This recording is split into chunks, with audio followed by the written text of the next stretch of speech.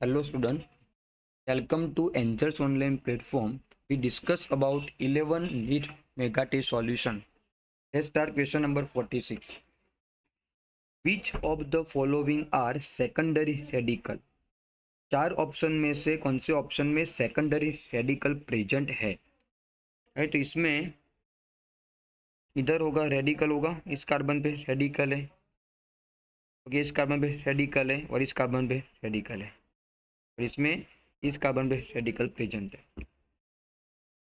Okay, तो इसमें free radical में हमको फाइंड आउट करना है कि सेकेंडरी रेडिकल कौन सा होगा।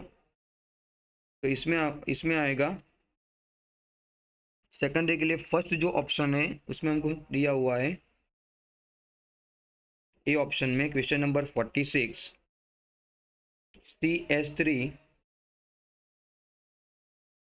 CH C2H5 इस कार्बन पे फ्री रेडिकल है। तो वो कार्बन इधर एक कार्बन के साथ भी अटैच है और इधर एक कार्बन के साथ भी अटैच है, वो होगा हमारा सेकेंडरी फ्री रेडिकल होगा। राइट, तो फर्स्ट हमारा आंसर आ सकता है। उसके बाद सेकंड में दिया है हमको, सेकंड ऑप्शन में CH2 द्विबंध C/CH3 और इसमें इस कार्बन पे फ्री रेडिकल प्रेजेंट है और वो कार्बन इधर भी कार्बन के साथ अटैच है और इधर भी अटैच है, मतलब वो भी सेकेंडरी फ्री रेडिकल होगा। तो ऑप्शन बी भी आ सकता है।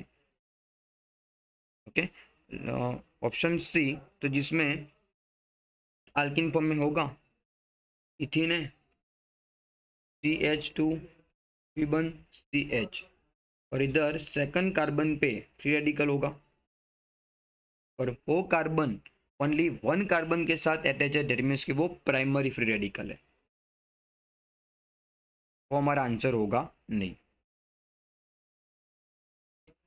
नाउ लास्ट ऑप्शन, इसमें हमको दिया हुआ CH और इसके साथ दो CH3 अटैच है और इसमें इस कार्बन पे फ्री रेडिकल होगा। तो वो कार्बन इसमें दो कार्बन के साथ अटैच है तो वो भी फ्री रेडिकल सेकेंडरी हुआ हमारा। तो दैट मीन्स कि इसमें option A B and D तीन, इसमें A B and D 3 are a secondary radical.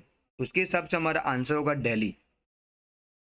Right, D clear, जिसमें A B D are secondary radicals. Clear. हाँ, क्वेश्चन नंबर 47। तो 47 हमको पूछा, IUPAC नेम पूछा हुआ है और इसमें अल्कोहलिक ग्रुप होगा हमारा फंक्शनल ग्रुप में, इधर अल्कोहलिक ग्रुप है तो उस कार्बन को हम लोग फर्स्ट नंबर देंगे। तो ये फर्स्ट कार्बन, उसके बाद सेकंड नंबर, इधर 3 नंबर देना पड़ेगा कि इसमें थर्ड पे CH3 आता है, 4 number, 5 number and 6 number. 6 number मतलब 6 कार्बन का रिंग है तो उसको बोलेंगे साइक्लोहेक्सेन। उसके फर्स्ट कार्बन पे अल्कोहलिक ग्रुप है और थर्ड कार्बन पे दो मिथाइल है तो उसका प्रॉपर IUPAC होगा 3,3 डाइमिथाइल 1 साइक्लोहेक्सेनॉल, क्योंकि इसमें फर्स्ट कार्बन पे अल्कोहलिक ग्रुप प्रेजेंट है और साइक्लोहेक्सेन है तो उसको बोलेंगे 3,3 डाइमिथाइल 1 साइक्लोहेक्सेनॉल। तो आंसर होगा हमारा C। क्लियर। अब क्वेश्चन नंबर 48 में अमाइन गिवन है हमको, एक अमाइन सेकेंडरी अमाइन है और सेकंड अमाइन 3,0 अमाइन है। राइट, तो बोलेंगे सेकेंडरी अमाइन और इसको बोलेंगे 3,0 amine. So which types of isomerism, तो अमाइन प्रेजेंट हो और उसमें प्राइमरी सेकेंडरी और 3,0 अमाइन प्रेजेंट हो तो उसको कंसिडर करेंगे एज फंक्शनल ग्रुप आइसोमेरिज्म। तो इसमें हमारा आंसर होगा Bombay functional group isomerism. Clear. अब क्वेश्चन नंबर 49 में इधर Cl होगा और इसमें हमको पूछा है मॉलिक्यूल A एंड B, इसको कंसिडर करेंगे, इसको कंसिडर करेंगे मॉलिक्यूल A और इसको कंसिडर करेंगे मॉलिक्यूल B। तो दो मॉलिक्यूल के बीच में कौन सी आइसोमर प्रेजेंट हो गई है, कौन सी आइसोमेरिज्म आएगी। राइट, इसमें दोनों में मॉलिक्यूलर फॉर्मूला सेम ही है, 4 कार्बन है और H इसमें हो गए 3 4 और 6 8 हाइड्रोजन हो गए, इसमें सॉरी 7 हाइड्रोजन हो गए और एक ऑक्सीजन होगा और एक Cl होगा। दोनों में सेम होगा तो दोनों में मॉलिक्यूलर फॉर्मूला कॉमन होगी, C4H, और H में आएंगे टोटल 7 हाइड्रोजन हो गए, और ऑक्सीजन एक होगा और Cl एक होगा। इसमें भी 4 कार्बन, 7 हाइड्रोजन, एक ऑक्सीजन और एक Cl। ओके, दैट मीन्स कि इसमें दोनों मॉलिक्यूल में मॉलिक्यूलर फॉर्मूला सेम है, पर इसमें चेक करेंगे तो इसमें फर्स्ट मॉलिक्यूल में एल्डिहाइड आता है, इधर CHO ग्रुप है, मतलब दैट मीन्स इसमें एल्डिहाइड ग्रुप प्रेजेंट होगा। और सेकंड मॉलिक्यूल में COCl ग्रुप है, मतलब उसको बोलेंगे एसाइल क्लोराइड।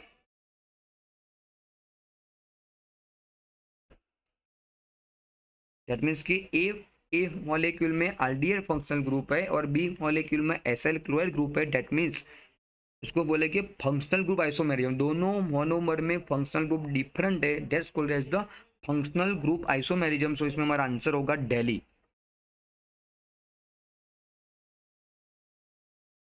क्लियर। अब क्वेश्चन नंबर 50 में पूछा विच आर द मेटामर्स। तो 4 ऑप्शन में से कौन से मॉलिक्यूल में मेटामर्स प्रेजेंट होंगे। तो मेटामर्स के लिए एक कंडीशन होती है कि दोनों आइसोमर में, दोनों मोनोमर में फंक्शनल ग्रुप सेम होना चाहिए। और सेकंड, दोनों में alkyl group left hand side और राइट हैंड साइड, और दोनों अल्काइल ग्रुप वो सेम नहीं होनी चाहिए, डिफरेंट होनी चाहिए, तो उसको बोलेगी मेटामर्स। राइट। तो फर्स्ट ऑप्शन में चेक करेंगे तो फर्स्ट ऑप्शन में इधर इथर है प्रेजेंट और इधर भी इथर है। राइट, फर्स्ट ऑप्शन में क्वेश्चन नंबर 50 ऑप्शन ए में इधर CH3 है, इधर O, CH2, CH2 and CH3। और सेकंड मॉलिक्यूल में इधर होगा CH3, CH2O, CH2, CH3। तो मॉलिक्यूल कंसिडर करेंगे ए और इसको बोलेंगे बी। दोनों मॉलिक्यूल में मॉलिक्यूलर फॉर्मूला सेम है, मॉलिक्यूलर फॉर्मूला सेम है, फंक्शनल ग्रुप इसमें सेम है, दोनों इथर ही है इसमें, तो दोनों में फंक्शनल ग्रुप सेम है। बट इसमें इधर जो अल्काइल ग्रुप होगा इसको कंसिडर करेंगे R1 और इसको कंसिडर करेंगे R2। इसमें इसको इसको कंसिडर करेंगे R1 और इसको कंसिडर करेंगे R2। राइट। तो फर्स्ट आइसोमर मतलब फर्स्ट मोनोमर में R1 में मिथाइल है और सेकंड में इथाइल है। दैट मीन्स कि R1 and R1 is not same, different है। इसमें R2 में होगा प्रोपाइल और इधर R2 में होगा इथाइल। दैट मीन्स कि वो दोनों ग्रुप भी डिफरेंट है। That means R1 is equal to not R1, मतलब दोनों मॉलिक्यूल में R1 सेम नहीं है और R2 भी सेम नहीं है। तो दैट मीन्स कि वो मेटामर्स उसमें पॉसिबल होगी। तो हमारा फर्स्ट ऑप्शन आंसर में आ सकता है। उसके बाद सेकंड चेक करेंगे तो सेकंड में देखेंगे तो इसमें सेकंड में इधर ईथर ग्रुप है और सेकंड में अल्कोहल है, मतलब इसमें फंक्शनल ग्रुप सेम नहीं है, वो तो हमारा आंसर होगा ही नहीं। दोनों में फंक्शनल ग्रुप सेम होना चाहिए। थर्ड ऑप्शन में इधर ईथर है और इधर भी ईथर, वो ऑप्शन आ सकता है, बट इसमें मॉलिक्यूलर फॉर्मूला सेम नहीं है। सी ऑप्शन में molecular formula is not same, so वो भी हमारा राइट आंसर नहीं होगा। ऑप्शन डी, तो जिसमें इधर सी डबल बॉन्ड ओ है और इधर CHO ग्रुप है, मतलब कि सेकंड में एल्डिहाइड ग्रुप है और फर्स्ट में कीटोन ग्रुप प्रेजेंट होगा। दैट मीन्स कि इसमें भी कीटोन और aldehyde both are functional group different होगी, तो दैट मीन्स वो भी हमारा आंसर होगा नहीं। तो दैट मीन्स कि इसमें हमारा आंसर होगा ए, कि जिसमें ये तीनों कंडीशन फॉलो होती है, मॉलिक्यूलर फॉर्मूला सेम होगा, फंक्शनल ग्रुप सेम होगा, but R1 R2 is not same in both isomer. तो हमारा आंसर होगा ए। क्लियर। अब क्वेश्चन नंबर 51। तो 51 में हमको पूछा IUPAC नेम, पर इसमें आल्किन प्रेजेंट है। राइट, तो इसमें सेकंड इसमें होगा कि Cl एंड I के अपोजिट साइड पे है, और इधर भी मिथाइल और इथाइल वो भी अपोजिट साइड पे। दैट मीन्स कि वो आल्कीन है और जो सेम ग्रुप होगी वो अपोजिट साइड पे होगी, इसको बोलेंगे ट्रांस आइसोमर। तो दैट मीन्स कि this monomer called as the trans isomer. अभी इसको हमको नंबर देना है, तो इसमें चेक करेंगे लॉन्गेस्ट चेन कौन सी आनी चाहिए, लॉन्गेस्ट चेन। राइट, इसमें फर्स्ट नंबर पे कौन सा होगा, इधर इधर नंबर देना पड़ेगा मिथाइल को फर्स्ट नंबर देंगे क्योंकि इसमें सेकंड पे Cl आ रहा है इसलिए। तो 1 2 3 4 एंड 5, इसमें 5 कार्बन की लॉन्गेस्ट चेन होगी तो उसको वो बोलेंगे पेंटेन। बट इसमें आल्किन है तो उसको कंसिडर करेंगे पेंटीन के फॉर्म में, राइट। इसका नेम होगा ट्रांस। उसके बाद 2 क्लोरो, सेकंड पे Cl है तो उसको बोलेंगे 2 क्लोरो, थर्ड पे आयोडीन है तो उसको बोलेंगे 3 आयोडो, और पेंटीन, पेंटीन 2 इन या पेन 2 इन। उसके हिसाब से हमारा आंसर होगा trans 2 chloro 3 iodo 2 pentene. Clear. Now question number 52, each of the following intermediate has complete octet, carbocation, carbanion, free radical और कार्बिन। इसमें कार्बोएनाइन की बात करेंगे तो उसमें उसका फॉर्मूला होगा, 1 मिनट, कार्बोएनाइन में फॉर्मूला होगा, कार्बन पे नेगेटिव चार्ज आएगा, कार्बोएनाइन, एक होगा कार्बोकेटाइन।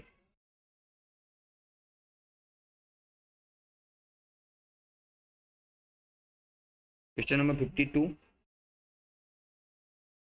कार्बोएनाइन में कार्बन हैविंग नेगेटिव चार्ज, इसमें इधर बॉन्ड होगा, इधर बॉन्ड, इधर कार्बन हैविंग 3 4 वैलेंसी, एक नेगेटिव चार्ज के फॉर्म में, और 3 बॉन्ड होगी इसमें। इलेक्ट्रॉन चेक करके इसमें आएंगे 2 इलेक्ट्रॉन, 2 और 2, और इसमें भी नेगेटिव चार्ज में भी 2 इलेक्ट्रॉन होगी। डेट मीन्स कि कार्बोएनाइन में कार्बन के आसपास में 8 इलेक्ट्रॉन होते, डेट मीन्स कि कार्बोएनाइन हैविंग ऑक्टेट कंप्लीट, राइट। तो हमारा आंसर होगा बी, कार्बोएनाइन। और दूसरा कार्बोकेटाइन में क्या होगा, कार्बोकेटाइन में कार्बन पे प्लस चार्ज होगा, ये कार्बोकेटाइन होगा C+, और ये इधर बॉन्ड हो गया 3, राइट। तो इसमें इलेक्ट्रॉन कैलकुलेट करेंगे तो इसमें इलेक्ट्रॉन आएंगे 2 2 और 2, टोटल 6 इलेक्ट्रॉन इसमें हो गए, तो इसका ऑक्टेट इनकम्प्लीट है। फ्री रेडिकल में भी ऐसा ही होगा और कार्बिन में भी ऐसा होगा। फ्री रेडिकल में सिंगल इलेक्ट्रॉन होगा इधर, तो 7 इलेक्ट्रॉन हो जाएंगे, दैट मीन्स हमारा आंसर होगा B, carbanion. Now question number 53, most acidic group कौन सा होगा, इसमें 4 ऑप्शन में से कौन से मॉलिक्यूल में एसिडिटी सबसे ज़्यादा होगी, राइट। तो इसमें 53, क्वेश्चन नंबर 53 में आएगा कि जिसमें फिनॉल होगा, इसमें चारों ऑप्शन में OH ग्रुप प्रेजेंट है, बी ऑप्शन में अल्काइन प्रेजेंट है, तो इसमें वो तो ऑप्शन आएगा ही नहीं। अभी बात करेंगे OH ग्रुप की, इसमें बेंजीन के कार्बन के साथ OH ग्रुप अटैच होगा, उसको बोलेंगे फिनॉल, राइट। और फिनॉल में से H+ रिमूव होगा तो वो फॉर्म करेगा phenoxide A9, right, plus H+ ion. That means कि फिनॉल में से H+ रिमूव होगा, उस पर नेगेटिव चार्ज आएगा, उसको बोलेंगे फिनोक्साइड आयन।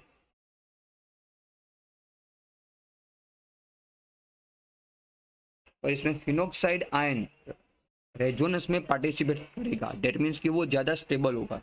रेजोनेटिंग स्ट्रक्चर जितने ज़्यादा होगी उतनी उसकी स्टेबिलिटी ज़्यादा होगी, और जितनी ज़्यादा उसकी स्टेबिलिटी होगी उतनी उसकी एसिडिटी भी ज़्यादा होगी। तो इसमें phenoxide ion is more stable and it give the resonating structure, that means कि phenoxide ion is the more stable, so is having a high acidity, right. That means में ऑप्शन होगा हमारा C, phenol.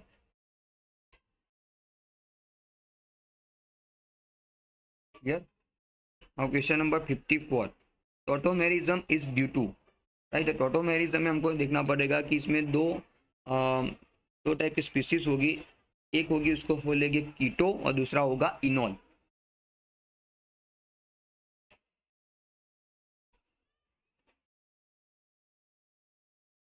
Question number 54,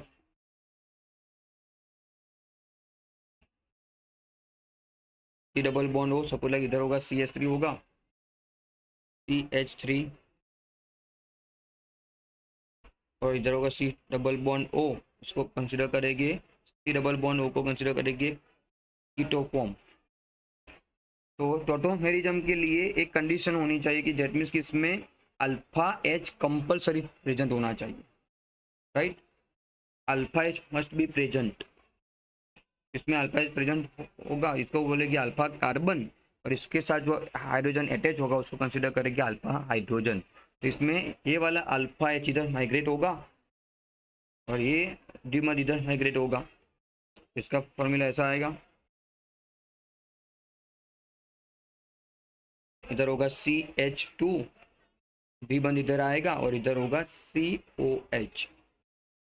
that means इसमें alpha migrate हुआ, that means की migration of active H plus atom is called as the tautomerism. तो इसमें answer होगा हमारा सी। इसमें H प्लस जो माइग्रेट नहीं होगा तो टॉटोमेरिज्म शो करेगा नहीं। क्लियर। अब question number 55, in which of the following reaction the most stable इनॉल form कौन सा होगा? इसमें स्टेबल इनॉल फॉर्म कौन सा होगा? तो चार ऑप्शन में चेक करेंगे तो इसमें सेकंड ऑप्शन में जो इनॉल बन रहा है, मतलब कि जो प्रोडक्ट फॉर्म में इनॉल बन रहा है वो सेकंड में होगा एंटी एरोमेटिक होगा, थर्ड भी एंटी एरोमेटिक होगा, तो इसमें 4 पाई इलेक्ट्रॉन आ रहा है दोनों में।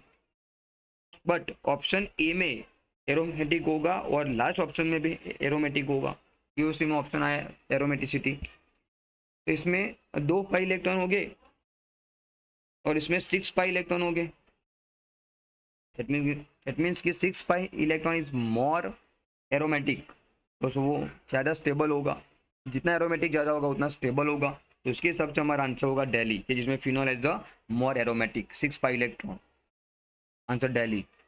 अब question number 56, each of the following acid have the lowest pK value?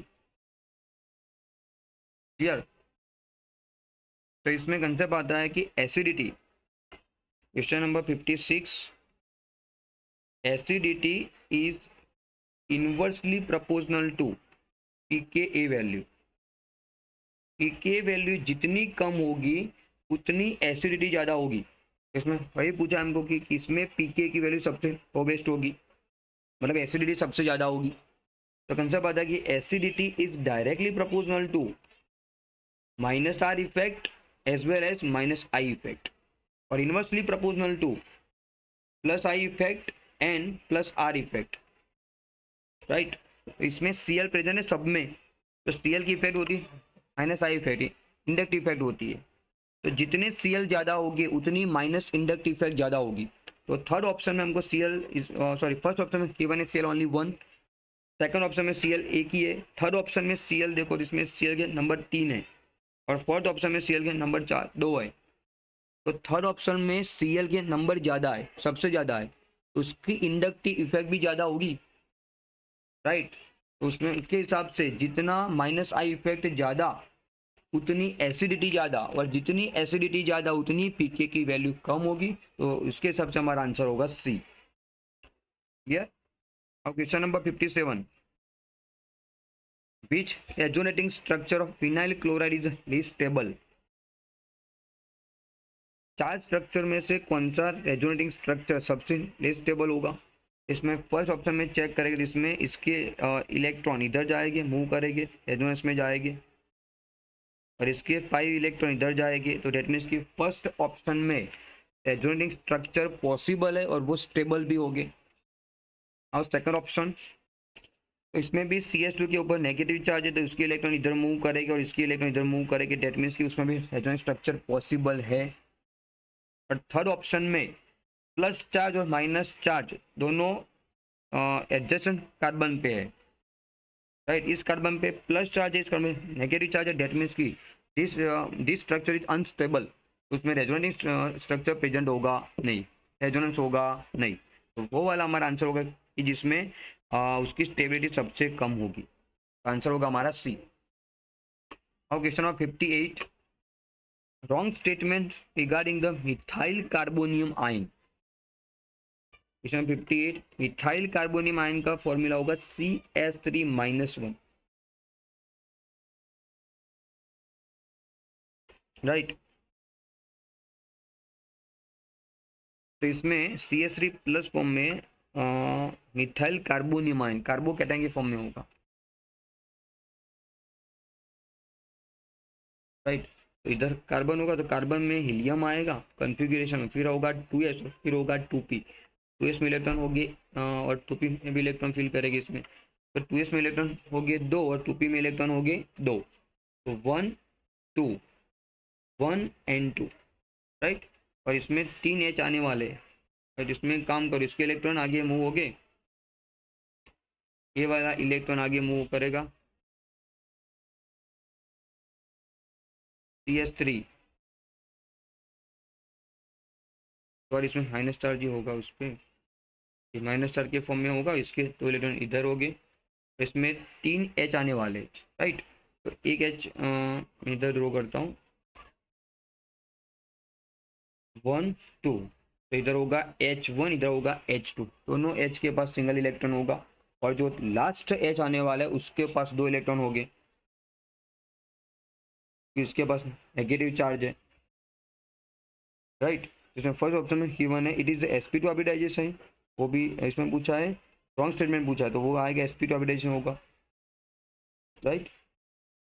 और इसमें होगा, तो इसमें CH3 प्लस फॉर्म में होगा, तो CH3 प्लस फॉर्म में, सॉरी, तो इधर प्लस फॉर्म में होगा, तो इधर एक इलेक्ट्रॉन रिमूव होगा इधर से, इधर होगा CH3 प्लस है, ओके, कार्बोकैटायन के फॉर्म में, नॉट कार्बोएनाइन, इसमें प्लस चार्ज होगा, जिसमें इलेक्ट्रॉन होंगे, एक इलेक्ट्रॉन होगा, इधर से इलेक्ट्रॉन रिमूव होगा, तो 2s में एक ही इलेक्ट्रॉन होगा, क्योंकि इसमें प्लस चार्ज है, दैट मीन्स कि एक इलेक्ट्रॉन इसमें से रिमूव होगा, तो इधर एक सिंगल इलेक्ट्रॉन होगा, इसमें H आने वाले हैं 3, राइट, तो इसमें एक H इधर होगा, क्लियर, इसमें होगा 2s1,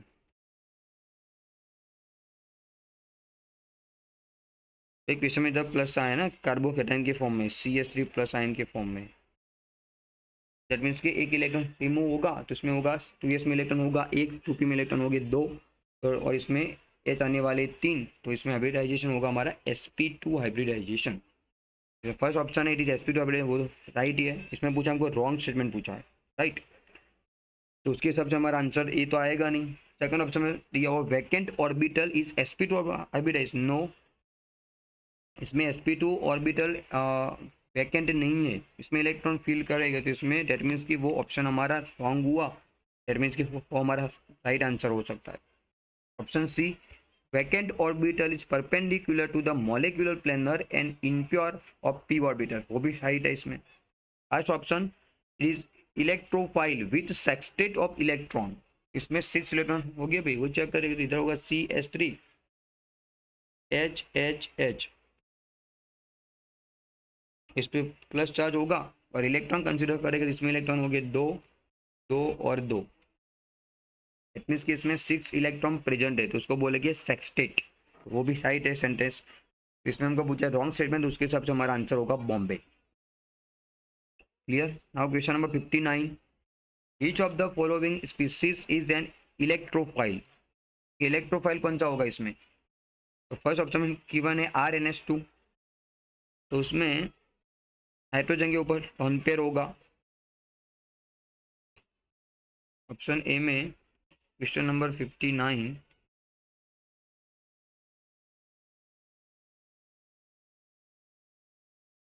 RNS2, उसमें हाइड्रोजन के ऊपर लॉन पेयर होगा, ऑप्शन सी में दिया हो NO3-1, तो हाइड्रेट आयन के ऊपर इसमें इलेक्ट्रॉन हो गए 2, इसमें नेगेटिव चार्ज प्रेजेंट है, और लास्ट ऑप्शन में दिया अल्कोहल ROH की, जिसमें ऑक्सीजन के ऊपर लॉन पेयर होगा, दैट मीन्स के तीनों ऑप्शन में, option A C and D, तीनों ऑप्शन में लॉन पेयर है, अदरवाइज नेगेटिव चार्ज है, तो उसको कंसिडर करेंगे एज न्यूक्लियोफाइल के फॉर्म में। एक ही ऑप्शन ऐसा है कि जिसमें प्लस चार्ज प्रेजेंट है, SO3H+, तो उसको उसको कंसिडर करेंगे एज इलेक्ट्रोफाइल E+ के फॉर्म में, क्लियर। उसमें हमारा आंसर होगा बॉम्बे, SO3H+ आए। Now question number 60, the most stable carb A9 among the following is, कौन सा कार्ब एनाइन सबसे ज्यादा स्टेबल होगा,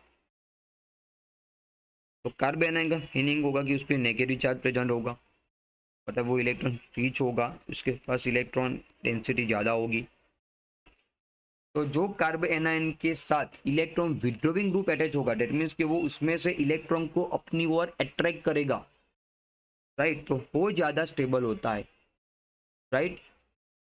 जनरली ऐसा होता है कि कार्बोकैटायन के साथ जो इलेक्ट्रॉन रिलीजिंग ग्रुप प्रेजेंट होते हैं तो उसकी स्टेबिलिटी ज़्यादा होती है।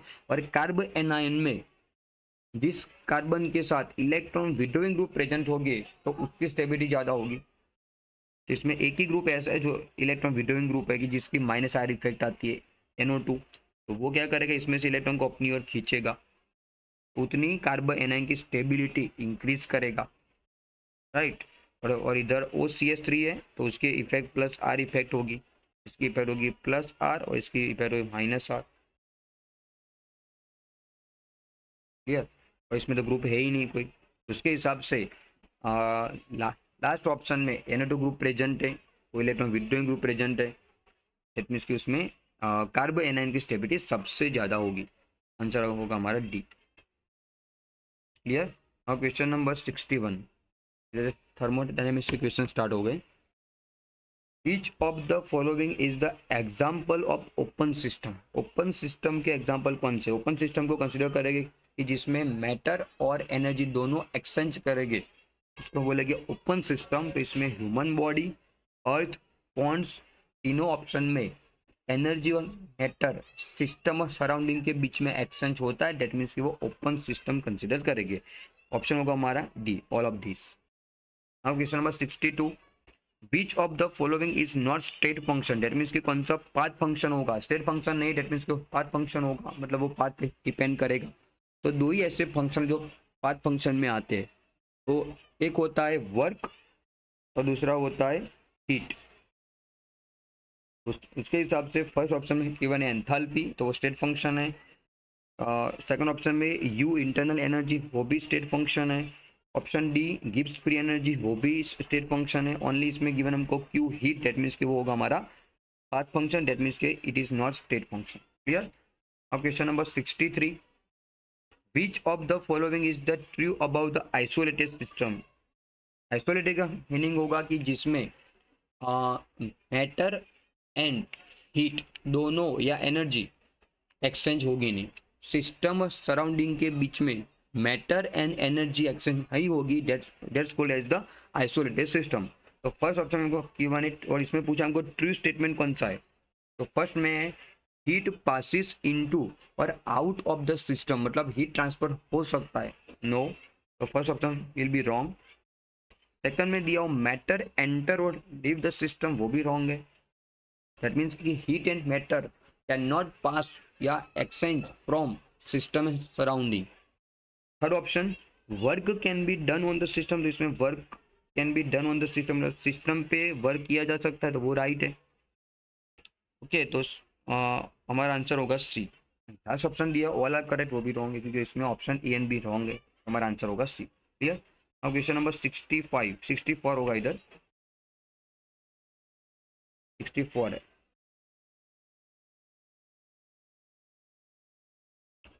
A thermodynamic process in which temperature remain constant, तो इसमें टेम्परेचर कांस्टेंट होगा। एक आता है आइसोथर्मल की जिसमें टेम्परेचर कांस्टेंट होगा, थर्मल मतलब हीट, आइसो मतलब कांस्टेंट। एक आता है आइसोबैरिक की जिसमें प्रेशर कांस्टेंट होता है। उसके बाद आता है आइसोकॉरिक की जिसमें वॉल्यूम कांस्टेंट होता है। और लास्ट आता है एडियाबेटिक की जिसमें हीट ट्रांसफर नहीं होती है, डेट मीन्स उसको कंसिडर करेंगे आइसोथर्मल, वो हमारा आंसर होगा कि जिसमें इसमें हमको पूछा है कि टेम्परेचर किसमें स्टेबल होगा, कांस्टेंट होगा, राइट।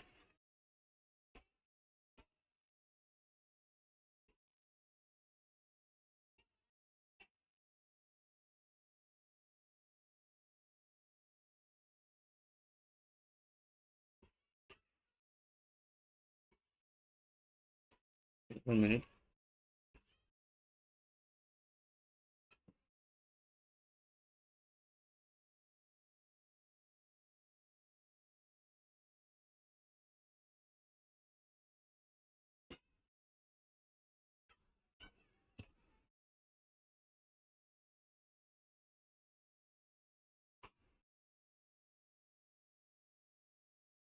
क्लियर। तो इसमें क्वेश्चन नंबर 64 में हमको पूछा हुआ है the thermodynamic process in which temperature remain constant, तो उसमें हमारा आंसर होगा आइसोथर्मल, राइट। तो इसमें टेम्परेचर कांस्टेंट होगा।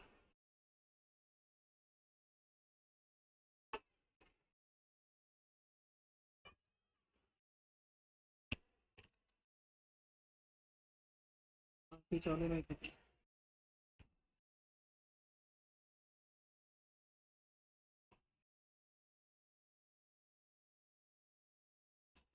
क्वेश्चन नंबर 65, इसमें हमको पूछा है thermodynamically process in which temperature remain constant.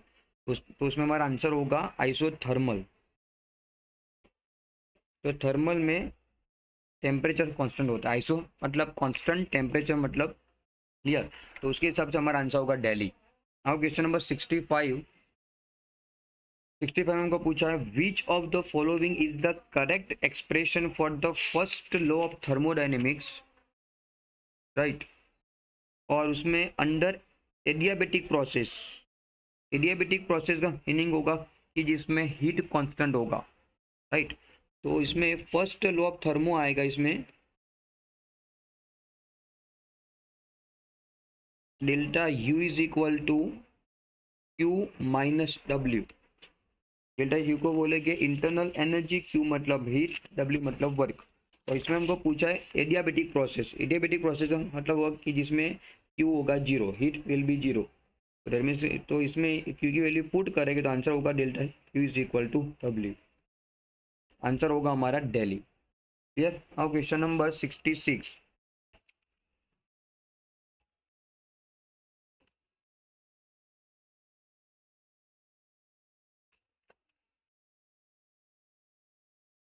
Okay. तो इसमें हमको पूछा है 1 gram of H2 gas is expand at STP condition. STP का मतलब होगा standard temperature and pressure to occupy its the original volume, the work done in the during the process. तो इसमें हमको वर्क डन पूछा हुआ है, डब्ल्यू की वैल्यू इसमें पूछे हुए है।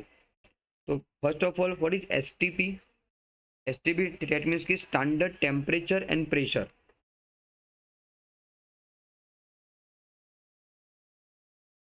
इसमें टेम्परेचर होगा 273 केल्विन एंड प्रेशर होगा 760 mmHg या 1 atm, राइट। तो इसमें हमको H2 गैस का मास दिया हुआ है, तो इधर से हम लोग फाइंड आउट करेंगे उसके मोल। तो मोल की फॉर्मूला होगी गिवन मास मॉलिक्यूलर मास।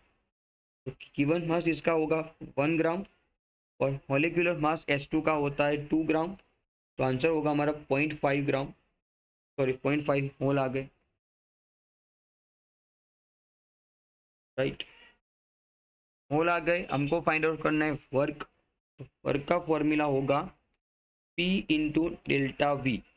और इस दूसरा भी इसका फॉर्मूला है is equal to NRT। Ideal case के लिए फॉर्मूला होगा NRT। एन का मतलब होगा मोल, आर मतलब गैस, सॉरी गैस कांस्टेंट, और टेम्परेचर, राइट। और कंडीशन STP है, तो इसके लिए एन के मोल हमने फाइंड आउट किए 0.5 मोल, आर की वैल्यू इसमें होगी 2 और टेम्परेचर इसमें हमको गिवन होगा 273 केल्विन, राइट। इसका आंसर अप्रोक्स आएगा 273। तो उसके हिसाब से आंसर में हमको गिवन है, ऑप्शन में गिवन है हमको 70 तक, तो उसके उसके हिसाब से अप्रोक्स आंसर होगा हमारा दिल्ली, राइट। अब question number 67, an ideal gas is allowed to expand from 5 liter to 15 liter once rapidly and once very slowly, right. So the magnitude of the work done in the two process W1 W2, what is the relation between W1 W2? okay, तो इसके लिए हमको थोड़ा हमको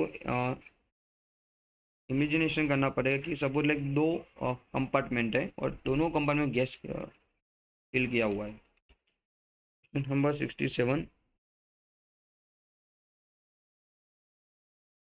ये compartment है और ये दूसरा कंपार्टमेंट है, दोनों में इधर गैस फिल किए हुए, इधर क्लोज सिस्टम होगी दोनों में, आइडियल गैस है इसमें। इधर हमने रखा हुआ है पिस्टन, इधर रखा हुआ है हमने। पिस्टन का काम होगा कि वो गैसेस को नीचे की ओर प्रेशराइज करेगा, इधर होगा पिस्टन। और इसमें कुछ हमने पार्टिकल रखे हुए इधर,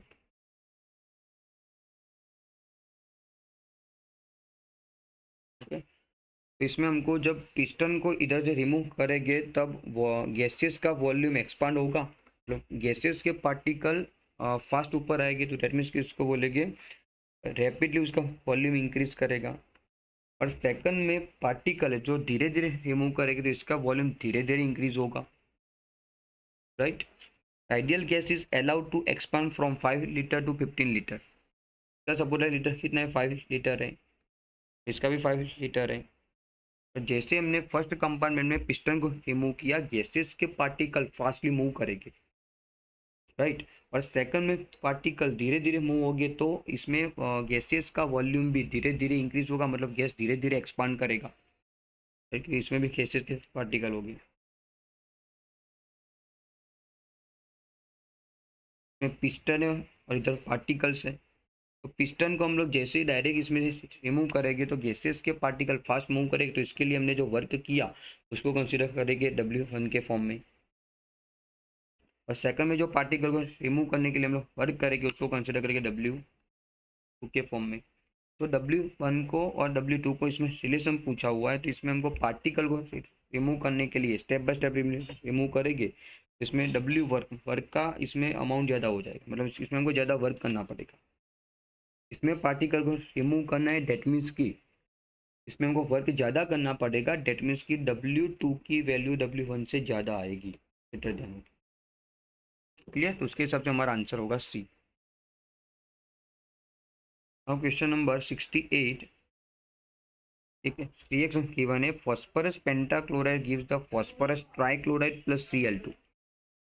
इसमें हमको डेल्टा एच मतलब change of enthalpy and delta E change of internal energy, इसमें हमको उसका रिलेशन फाइंड आउट करना है। तो इसमें डेल्टा एन जी की वैल्यू फाइंड आउट करेंगे, तो डेल्टा एन जी की फॉर्मूला होगी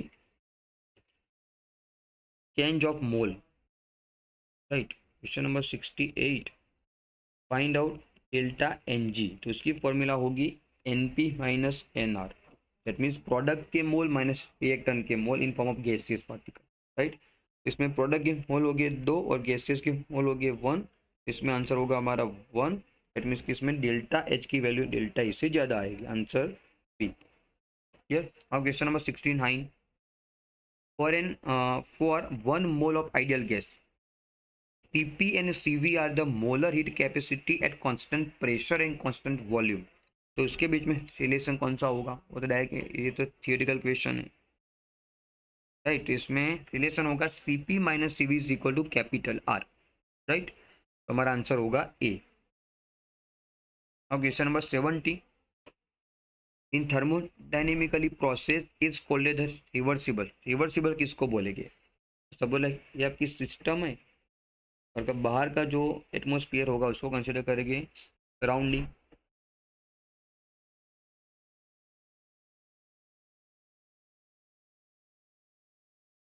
इसके बीच में हमको पूछा रिवर्सिबल का मतलब क्या होगा। रिवर्सिबल का मतलब होगा कि जिसमें सिस्टम एंड सराउंडिंग इक्विलिब्रियम पे होगा, डैश कॉल्ड रिवर्सिबल प्रोसेस।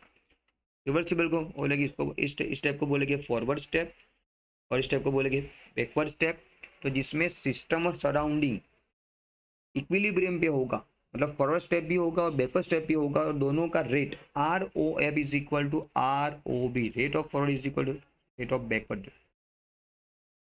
तो उस स्टेट को बोलेंगे इक्विलिब्रियम, सॉरी रिवर्सिबल। तो उसके हिसाब से हमारा आंसर होगा सी। क्लियर। अब क्वेश्चन नंबर 71,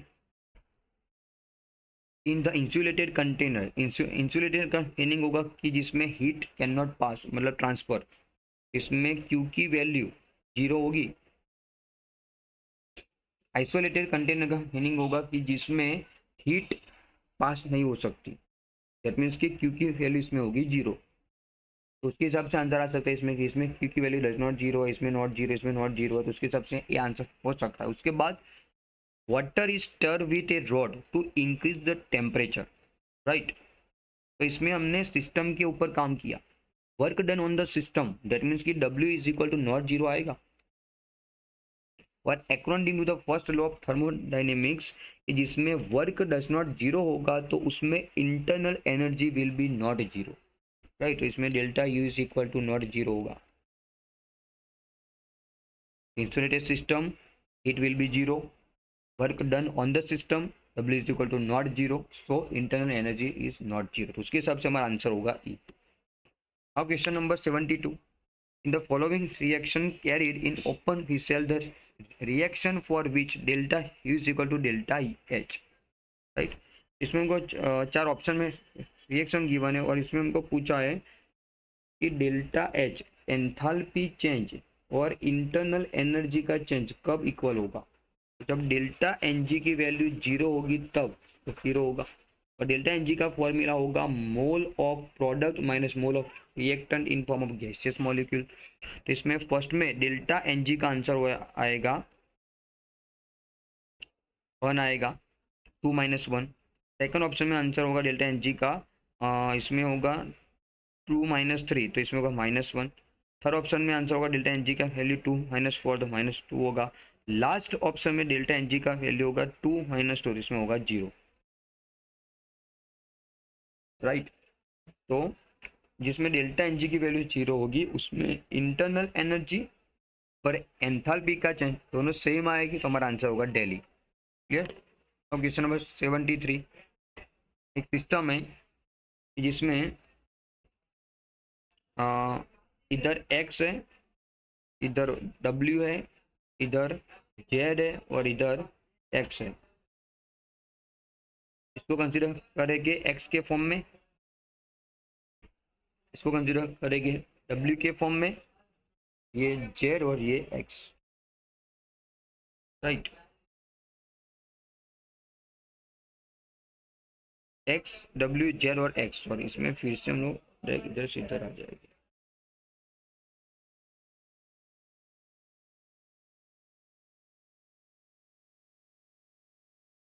क्लियर। तो इधर x के लिए फॉर्मूला होगी P1 V1 is T1, right. इधर कितना होगा प्रेशर P1, प्रेशर होगा P1, वॉल्यूम होगा V1 और टेम्परेचर होगा T1। W पे होगा P2 V2 और T1, और Z पे होगा P3 P2 एंड T2, और फिर x आएगा कि जिसमें होगा प्रेशर होगा P1 V1 और T1, प्रेशर होगा P1, वॉल्यूम होगा V1, टेम्परेचर होगा T1। दैट मीन्स कि हम लोग इसमें इधर से स्टार्ट किया और x के गए W, और W के बाद Z, Z के बाद x, मतलब कि इधर से हमने स्टार्ट किया और फिर उधर वापिस आ गए। दैट मीन्स कि ये साइक्लिक प्रोसेस होगा, राइट। तो इसके हिसाब से हमारा आंसर होगा बी, साइक्लिक प्रोसेस। और क्वेश्चन नंबर 74, थियोरिटिकल क्वेश्चन है इसमें कि जिसमें different types of the system है, तो जिसमें सराउंडिंग और सिस्टम की बात कर रहे हैं इसमें। तो फर्स्ट में दोनों में वर्क एंड हीट दोनों ट्रांसफर होते हैं बिटवीन सिस्टम एंड सराउंडिंग। तो जिसमें सिस्टम और सराउंडिंग के बीच में वर्क एंड हीट दोनों एक्सचेंज होगी उसको बोलेंगे क्लोज सिस्टम, बट इसमें मास एक्सचेंज नहीं होगा, राइट। इसमें mass does not exchange, only exchange हो रहा है तो वर्क एंड हीट, उसको बोलेंगे क्लोज सिस्टम। तो क्लोज सिस्टम में एनर्जी होगा, हीट होगा, वो एक्सचेंज होगा, बट इसमें मास मतलब मैटर एक्सचेंज नहीं होगा। डेट मीन्स कि वो क्लोज सिस्टम होगी। और सेकंड कि जिसमें मैटर, उसको बोलेंगे मास और एनर्जी दोनों एक्सचेंज नहीं हो सकते, उसको बोलेंगे आइसोलेटेड सिस्टम। तो इसके हिसाब से हमारा आंसर होगा डेली। क्लियर। अब question number 75, regarding the internal energy which of the following statement is correct. तो इसमें थियोरेटिकल क्वेश्चन है, डेट मीन्स इसमें ऐसा बोला कि इंटरनल एनर्जी के लिए कौन सा सेंटेंस राइट है। तो फर्स्ट में हमको पूछा था, फर्स्ट में गिवन है is the absolute value can be successfully calculated, but इसमें दोस्तों मीनिंग होगा कि सिस्टम की इंटरनल एनर्जी हम लोग एग्जैक्टली फाइंड आउट कर सकते हैं, तो नो, इंटरनल एनर्जी वेरिएबल होती है। सो इसकी वैल्यू हम लोग एग्जैक्टली नहीं फाइंड आउट कर सकते, उसका हम लोग रेशियो निकाल सकते हैं, अप्रोक्स निकाल सकते हैं, राइट। तो डेट मीन्स की एब्सोल्यूट वैल्यू मतलब एग्जैक्ट वैल्यू नहीं निकाल सकते, तो वो हमारा रॉन्ग स्टेटमेंट हुआ। Second statement, it is the absolute value can not be determine, yes right sentence है। डेट मीन्स की इंटरनल एनर्जी की एग्जैक्ट वैल्यू हम नहीं निकाल सकते, राइट। तो वो हमारा राइट ऑप्शन होगा। Third option, it is the sum of the vibrational and rotational energy, वो भी रॉन्ग है। तो उसके हिसाब से हमारा आंसर होगा बॉम्बे, कि डेट मीन्स की internal energy does not be exactly find out. Now question number 76,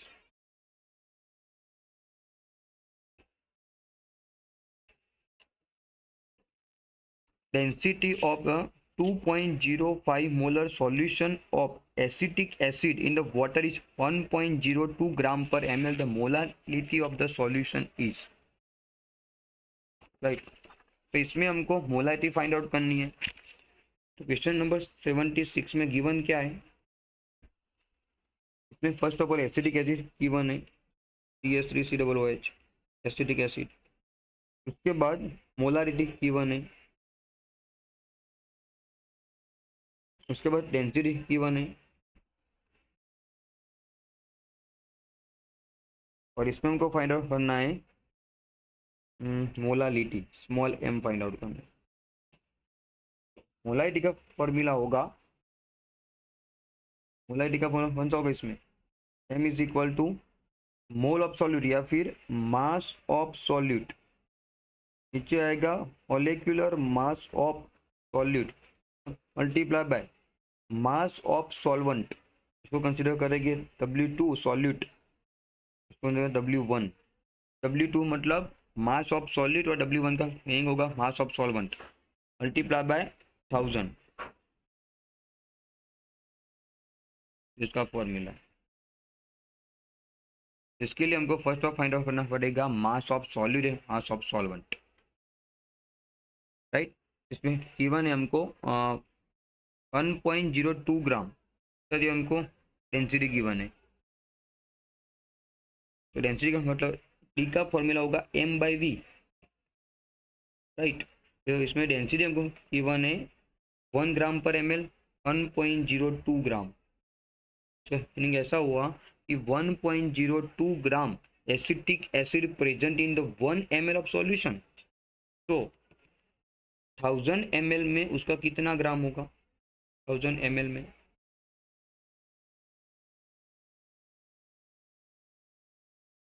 1 ml में 1.0 ग्राम एसिडिक एसिड होगा। तो 1000 ml में फाइंड आउट करने के लिए मल्टीप्लाई 1000, तो इसमें आंसर होगा 1020 ग्राम। इतना ग्राम एसिडिक एसिड 1000 ml में प्रेजेंट होगा, जिसको कंसिडर करेंगे मास ऑफ सॉल्यूट, राइट।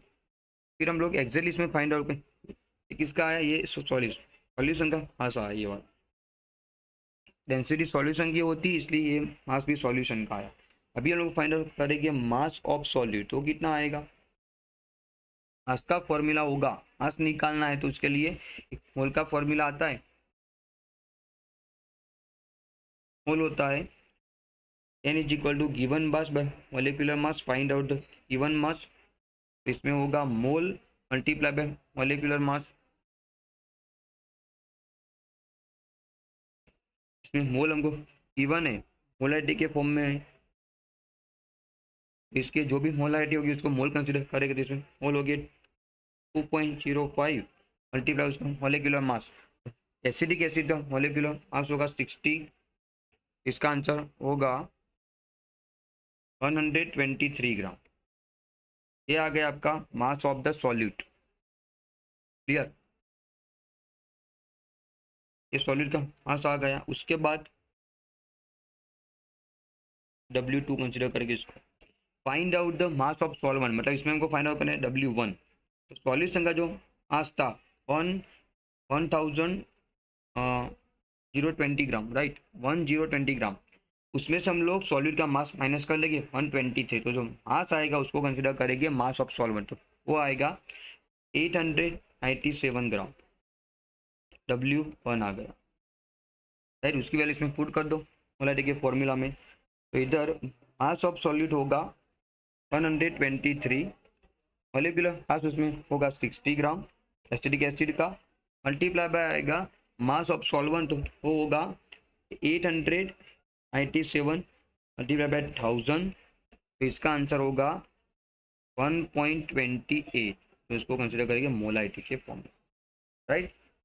तो शॉर्ट में क्या किया, इसमें एग्जांपल में हमको एग्जांपल में गिवन था मोलारिटी डेंसिटी, तो इसमें हमको फाइंड आउट करना था मोलारिटी।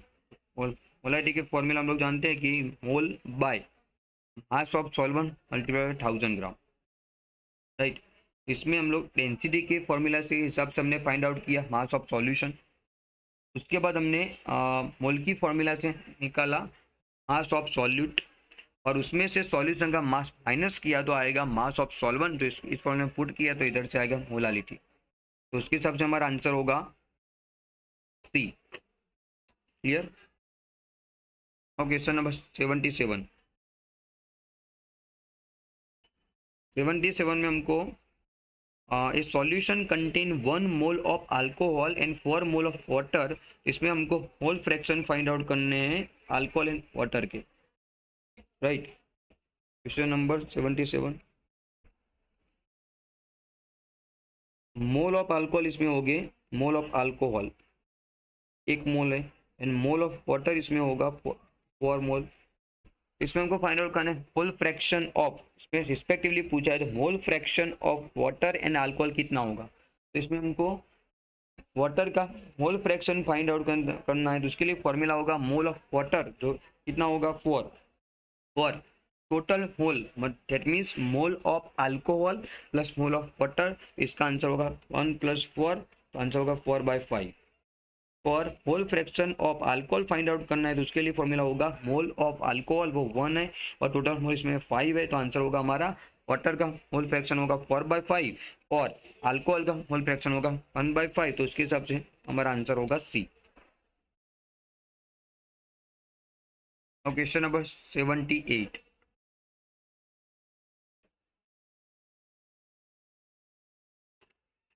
78 में हमको पूछा है वॉल्यूम पूछा हुआ है। राइट, तो वॉल्यूम निकालने के लिए फर्स्ट ऑफ ऑल डेंसिटी हमको गिवन है और सॉलिड के फॉर्म में मिथेनॉल है। राइट, तो इसमें first of all density of the ethanol is 0.793 and volume needed for the making of the solution 0.25 molar. Right, इसमें हमको गिवन क्या है वो पहले लिख देते। क्वेश्चन नंबर 78 डेंसिटी गिवन है 0.793 kg पर लीटर, उसके बाद वॉल्यूम है 2.5 लीटर और मोलारिटी है 0.25। हमको वॉल्यूम फाइंड आउट करना है, तो फर्स्ट ऑफ ऑल मोलारिटी का फॉर्मूला होगा मोल बाय वॉल्यूम। मोल को एक्सपांड करेंगे तो आएगा formula given mass by molecular mass multiply by V आएगा। राइट, इसमें हमको फाइंड आउट करना है गिवन मास ऑफ सॉलिड, तो इसका फॉर्मूला होगा molarity multiply by molecular mass multiply volume. तो लीटर में इधर वॉल्यूम लीटर में गिवन है, इसलिए हमने 1000 के साथ मल्टीप्लाई नहीं किया। मोलारिटी इसमें होगी 0.25। मोलिकुलर मास मिथेनॉल का होगा 32 ग्राम पर मोल। वॉल्यूम इधर होगा 2.5 लीटर, इसकी वैल्यू आएगी मल्टीप्लाई में 20 ग्राम आएगा, तो इसको कंसिडर करेंगे मास ऑफ सॉल्यूट 20 ग्राम आ गया। इसमें हमको पूछा है वॉल्यूम, तो डेंसिटी का फॉर्मूला होगा mass by volume. Density of solution is equal to mass by volume. तो इसमें हमको फाइंड आउट करना है वॉल्यूम, तो वॉल्यूम का सब्जेक्ट बनाओ, इधर आएगा मास बाय डेंसिटी। मास है 20 ग्राम और डेंसिटी हमको गिवन है 0.793, तो इसका आंसर होगा 25.22। ये आ गया आपका वॉल्यूम। राइट, तो उसके हिसाब से हमारा आंसर होगा बॉम्बे। इसमें फर्स्ट ऑफ ऑल हमने मोलारिटी के टर्म में से मास ऑफ सॉलिड निकाला और उसकी वैल्यू इसमें डेंसिटी के फॉर्मूले में पुट की, तो इधर चला जाएगा वॉल्यूम। क्लियर? अब question number 79।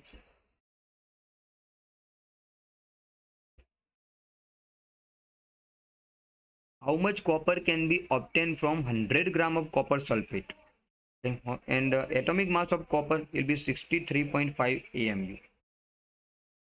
Right. First of all simple इसका फॉर्मूला अप्लाई करेंगे क्वेश्चन 79 में कि कॉपर सल्फेट में कॉपर प्रेजेंट होगा, कॉपर सल्फेट में कॉपर मेटल प्रेजेंट होगा, तो इसका मॉलिक्यूलर मास होगा कॉपर का होता है 63.5 प्लस सल्फर का हुआ 30 32 और ऑक्सीजन ऑक्सीजन का होगा 16, तो उसके हिसाब से मॉलिक्यूलर मास आएगा 159.5 ग्राम कॉपर सल्फेट। तो इतने ग्राम मॉलिक्यूलर मास में 63.5 ग्राम कॉपर प्रेजेंट होगा, तो 100 ग्राम में कितना होगा, 100 ग्राम कॉपर में कितना होगा। Clear, that means 159.5 gram copper sulphate में 63.5 ग्राम कॉपर होगा, तो 100 ग्राम में कितना होगा। तो find out percentage of, sorry इसमें फाइंड आउट करना है हमको कॉपर का मास, राइट। इसके लिए फॉर्मूला होगा 63.5 मल्टीप्लाई बाय 100, नीचे होगा 159.5। तो उसके हिसाब से हमारा आंसर होगा, एग्जैक्ट आंसर इसका आएगा 39.8 ग्राम। यह आ गया आपका mass of copper present in 100 gram of copper sulphate. Answer will be C. Question number 80,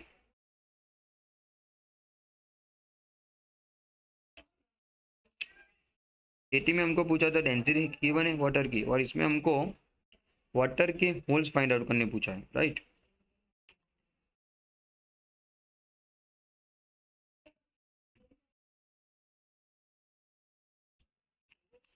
इसके लिए 79 और 80 number,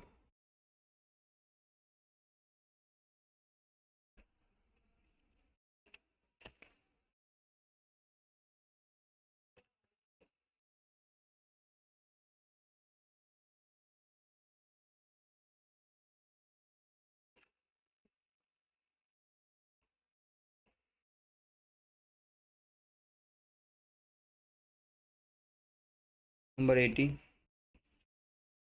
density of the water. तो इसमें डेंसिटी हमको गिवन है, वो होगा 1 ग्राम पर ml, और इसमें हमको वॉल्यूम भी गिवन है, वॉल्यूम है 0.05 ml, राइट। और कंडीशन STP होगी, तो इसमें हमको फाइंड आउट करना है how many molecules are there in drops of water. इसमें हमको n फाइंड आउट करना है, नंबर ऑफ मॉलिक्यूल्स। तो मोल की फॉर्मूला होगी, पर formula mole is equal to number of molecule by Avogadro number. इसके लिए हमको मोल चाहिए,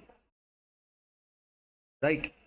मोल को फाइंड आउट करने के लिए फॉर्मूला हमारे पास mole is equal to condition STP होगी, तो V divided by 22.4 litre, right. इसमें V की वैल्यू पुट करेंगे इसमें, या दूसरा भी ऑप्शन में डेंसिटी गिवन है, तो मास बाय वॉल्यूम के हिसाब से हम लोग पहले मास लाएंगे, फिर उसका मोल फाइंड आउट करेंगे, वो उसके हिसाब से करना पड़ेगा। इसमें फर्स्ट ऑफ ऑल डेंसिटी का फॉर्मूला इसमें अप्लाई करो। डेंसिटी होगी मास बाय वॉल्यूम। इसमें डेंसिटी है 1, इसमें हमको मास फाइंड आउट करना है, और वॉल्यूम होगा इसमें 0.05। तो find out the mass of solution, mass होगा 0.05 ग्राम, राइट। उसको बोलेंगे मास ऑफ वाटर। फिर इसमें से निकालेंगे मोल।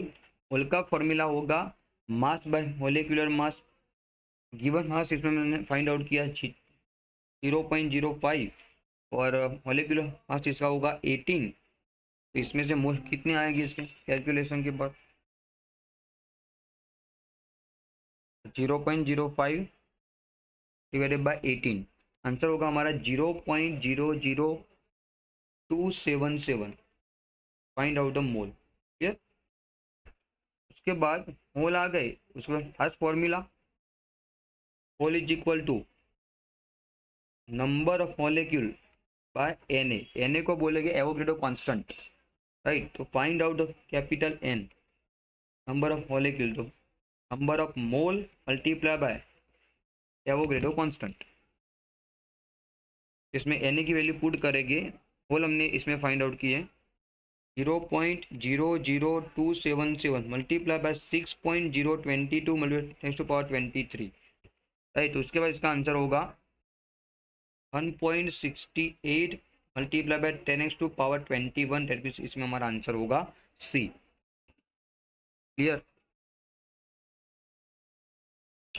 अब question number 81, According to the Bohr model, the hydrogen atom ratio of electron kinetic energy and total energy, तो इसमें हमको बोर मॉडल के हिसाब से हाइड्रोजन एटम के लिए इलेक्ट्रॉन की kinetic energy and total energy का रेशियो कौन सा होगा। थियोरिटिकल क्वेश्चन है तो उसके हिसाब से हमारा आंसर होगा 1 - 1, कि जिसमें इलेक्ट्रॉन की काइनेटिक एनर्जी होती है 1 और टोटल एनर्जी होगी -1, तो उसके हिसाब से रेशियो होगा 1 - 1। Clear. Now question number 82।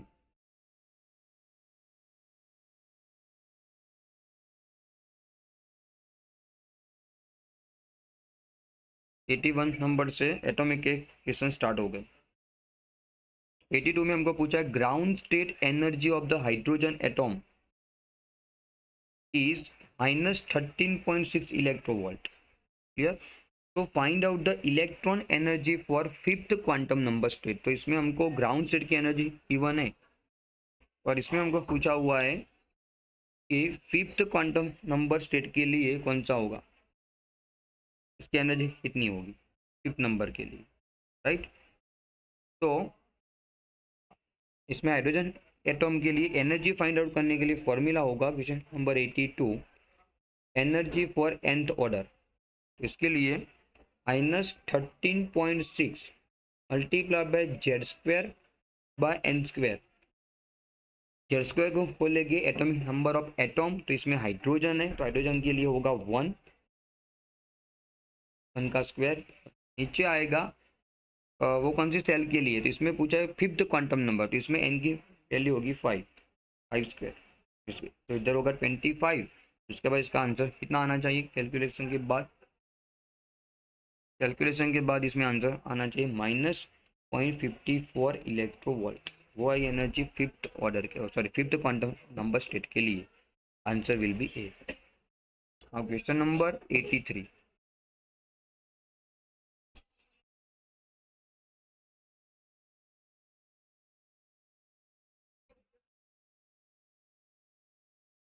Calculate the energy required to excite the electron from ground state to third excited state, right। इसमें हमको एनर्जी का चेंज इसमें पूछा हुआ है कि suppose like electron ground state में से थर्ड एक्साइटेड स्टेट में जा रहा है तो उसके लिए कितनी एनर्जी होगी, राइट। तो इसको हम लोग हाइड्रोजन एटम के फॉर्म में कंसिडर करेंगे। ग्राउंड स्टेट, तो ग्राउंड स्टेट के लिए एन की वैल्यू कंसिडर करेंगे 1 और एक्साइटेड स्टेट इसमें पूछा हुआ है थर्ड के लिए, तो थर्ड ग्राउंड स्टेट होगी 1, तो फर्स्ट एक्साइटेड स्टेट होगी 2, सेकंड होगी 3 और थर्ड होगी 4। तो एक्साइटेड स्टेट के लिए, थर्ड एक्साइटेड स्टेट के लिए एन की वैल्यू होगी 4। So the find out the energy of ground state, right. N का फॉर्मूला होगा -13.6 multiply by Z square by N square. -13.6 first find out करेंगे E for ground state, right. इसके लिए N की वैल्यू, सॉरी एटॉमिक नंबर सबके लिए होगा 1, क्योंकि इसमें हमने हाइड्रोजन को कंसीडर किया तो इसमें होगा 1⁻²। नीचे आएगा एन स्क्वायर, एन में एन का मीनिंग होगा कौन सी स्टेट है, इसमें ग्राउंड स्टेट है और ग्राउंड स्टेट में एन की वैल्यू होगी 1, तो इधर होगा 1 स्क्वायर। तो आंसर इसमें सेम ही होगा -13.6 इलेक्ट्रोवोल्ट। तो इसको बोलेंगे ground state energy. Now find out the third excited state energy, E for excited state. तो -13.6 multiply by N Z square होगा, इधर 1 स्क्वायर होगा और इधर एन की वैल्यू होगी, थर्ड एक्साइटेड स्टेट है तो इधर होगा 4, तो 4 स्क्वायर होगा 16। तो उसका आंसर होगा इसमें 16 और -30.6, तो इसका आंसर आना चाहिए -0.85 electronvolt, right. Now find out delta E, कितना चेंज हुआ।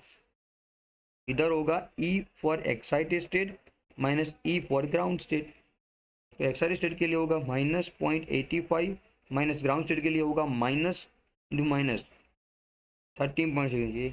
ये प्लस हो जाएगा, माइनस माइनस होगा प्लस।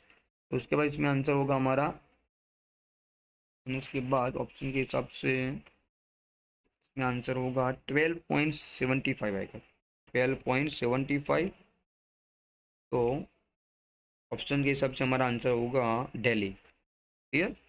अब क्वेश्चन नंबर 84।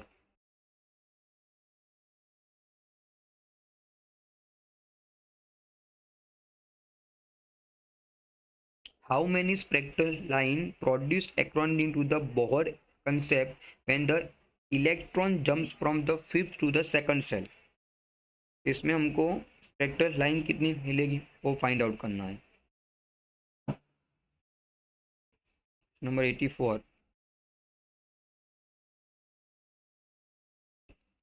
इसमें जो इलेक्ट्रॉन है वो फिफ्थ ऑर्बिटल से सेकंड में जा रहा है, मतलब इधर फिफ्थ में से सेकंड में जा रहा है। इसमें इसको कंसिडर करेंगे N2 के फॉर्म में और इसको कंसिडर करेंगे N1 के फॉर्म में, right. Electron jump from 5 orbital to second orbital, तो इसमें N2 की वैल्यू होगी 5 और N1 की वैल्यू होगी 2। इसमें लोग फाइंड आउट करेंगे number of spectral line, find out capital N, तो इसका फॉर्मूला होगा N2 माइनस N1 ब्रैकेट में N2 माइनस N1 प्लस 1 नीचे होगा 2। N2 की वैल्यू पुट करेंगे इसमें 5 माइनस 2, इधर 5 माइनस 2 प्लस 1 नीचे होगा 2। तो उसके बाद कैलकुलेशन के बाद इसका आंसर होगा 6। Answer will B A. Clear. Now question number 85। Each of the following transition is related the maximum frequency Lyman series। Lyman series में मैक्सिमम फ्रीक्वेंसी हमको फाइंड आउट करनी है, तो कौन सी आएगी इसमें, कौन सी ट्रांजिशन स्टेट में आएगी। ऑप्शन में है 2 gives to 1, 8 gives to 1, 6 gives to 1 and infinite gives to 2। इसमें फ्रीक्वेंसी की फॉर्मूला होगी nu is equal to 3.2 multiply by 10x to 15, bracket में होगा 1 divided by 1 square minus 1 divided by n square. एक को बोलेंगे ग्राउंड स्टेट और दूसरे को बोलेंगे एक्साइटेड स्टेट। इसमें इसकी वैल्यू पुट करेंगे, राइट। तो इसमें u की वैल्यू सब में, इसमें n की वैल्यू पुट करेंगे। तो फर्स्ट ऑप्शन में n की वैल्यू होगी 2, सेकंड में n की वैल्यू होगी n2 की सॉरी n की वैल्यू होगी 8 और थर्ड में इनफाइनाइट और फोर्थ में होगी 6। तो जिसमें न्यू की वैल्यू जितनी ज़्यादा आई उतनी फ्रीक्वेंसी कम होगी, तो इसके हिसाब से हमारा आंसर होगा ए। क्लियर। अब क्वेश्चन नंबर 86। इधर से क्वेश्चन स्टार्ट हुए प्योरिफिकेशन ऑफ ऑर्गेनिक कंपाउंड के। इसमें first question, the best method for separation of naphthalene and benzoic acid. तो इसमें हमको बेंजोइक एसिड एंड एप्थेलिन को सेपरेट करना है, तो इसके लिए कौन सी मेथड आएगी, राइट। एप्थेलिन कैसा होता है, तो सब्लिमेशन होता है, मतलब कि वो एप्थेलिन होता है वो उसका सब्लिमेशन होता है, और बेंजोइक एसिड का सब्लिमेशन नहीं होता है, तो उसके हिसाब से हमारा आंसर होगा सब्लिमेशन बी, क्योंकि इसमें naphthalene as a sublimate and benzoic acid as non sublimate. Organic compound हमारा सब्लिमेशन उसका होता है और इम्पिड्यूस का नहीं होता है, तो उसको प्योर करने के लिए मेथड आएगी sublimation. Answer will be B. Question number 87, Kjeldahl method is used for. तो थियोरिटिकल क्वेश्चन है कि Kjeldahl method is applicable for find out the physical quantity find out the quantitative analysis for nitrogen, मतलब organic compound में कितना nitrogen present है उसका amount हमको find out करना है, उसके लिए हम लोग जेलर मेथड का यूज़ करेंगे। तो उसमें थियोरिटिकल क्वेश्चन है, तो इसमें थियरी में क्वेश्चन में थियरी में गिवन है कि जेलहार्ड मेथड किसके लिए यूज नहीं होगा। तो एक आता था एजो कंपाउंड,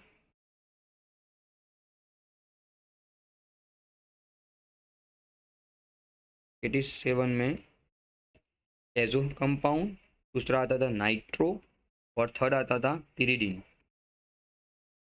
इस टाइप के कंपाउंड के लिए जेलहार्ड मेथड एप्लीकेबल नहीं होगा, तो उसके हिसाब से ऑप्शन इसमें एजो कंपाउंड है, इसमें नाइट्रो है, इसमें पीरिडिन है तो वो हमारे राइट आंसर नहीं होगा। इसमें पूछा है एप्लीकेबल किसके लिए होगा, यूज किसके लिए होगा, तो हमारा आंसर होगा डेली एनिलीन के लिए।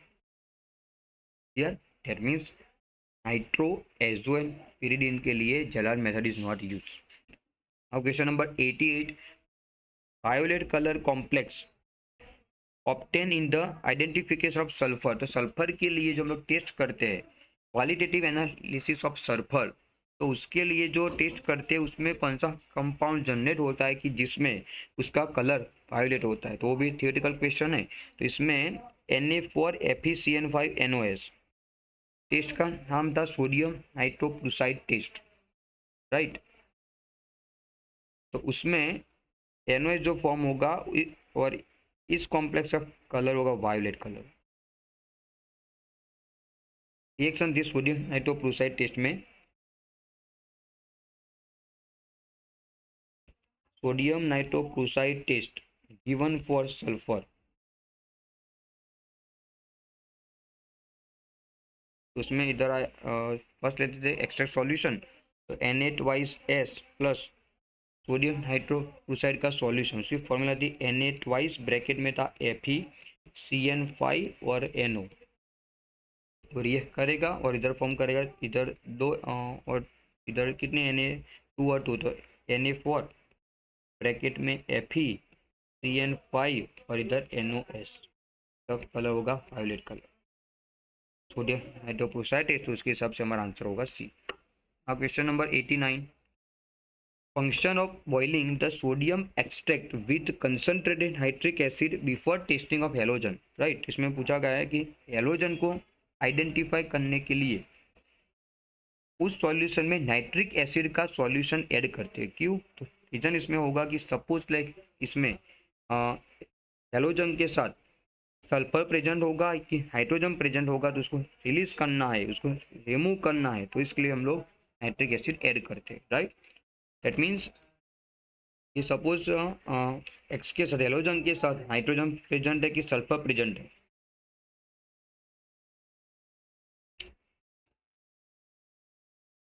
क्वेश्चन नंबर 89,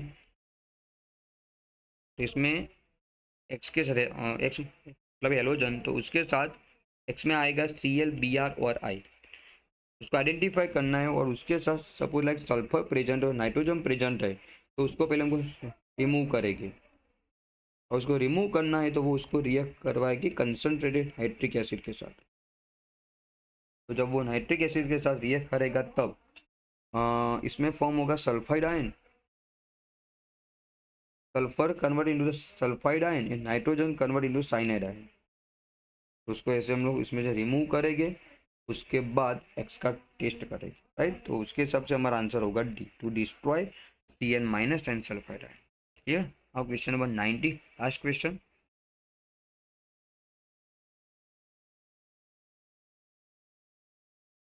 इसमें हमको फॉस्फोरस का परसेंटेज पूछा गया है। Question number 90, find out the percentage of phosphorus. और फॉस्फोरस जो प्रेजेंट होगा वो उसका जो कंपाउंड होगा उसका नाम कौन सा, इसमें Mg2P2O7, इस कंपाउंड में फॉस्फोरस प्रेजेंट है। इसमें हमको फॉस्फोरस कितना परसेंटेज में प्रेजेंट होगा, मतलब find out the percentage of phosphorus in Mg2P2O7 compound, right. उसके लिए फर्स्ट हमको गिवन है ऑर्गेनिक कंपाउंड का मास गिवन है, mass of organic compound 2.79 gram. उसके बाद आगे when the heated in the Carius tube with concentrated nitric acid and phosphoric acid to form MgNH4PO4 PPT, and the PPT on the heating give the 1.322 gram of Mg2P2O7। उसको consider करेंगे mass of compound, मतलब इसको organic compound के form में consider करेंगे, इसका मास होगा, sorry इसको कंसिडर करेंगे उसके कंपाउंड के फॉर्म में, और इसका मास होगा उसको कंसिडर करेंगे M1 के फॉर्म में। Mg2P2O7 का जो मास होगा उसको कंसिडर करेंगे M1 के फॉर्म में, तो उसका मास होगा 1.332 ग्राम। तो हमको फाइंड आउट करना है परसेंटेज ऑफ फॉस्फोरस।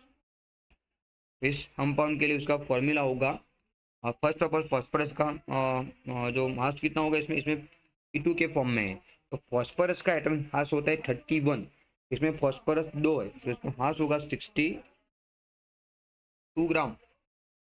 और नीचे होगा इसका मोलिकुलर मास, तो इसमें Mg2 का मोलिकुलर मास होगा 222 gram, right, multiply by mass of Mg2 M1 by mass of organic compound multiply by 100, इसका फॉर्मूला है, राइट। फिर उसके बाद इसमें वैल्यू पुट करेंगे तो 62/222 मल्टीप्लाई बाय M1 में होगा 1.332 molecular given mass of organic compound multiply by 100, इसका आंसर आएगा 13.33%। इतना फॉस्फोरस Mg2 में प्रेजेंट होगा, तो उसके हिसाब से हमारा आंसर होगा Bombay. Clear? All the best for your exams.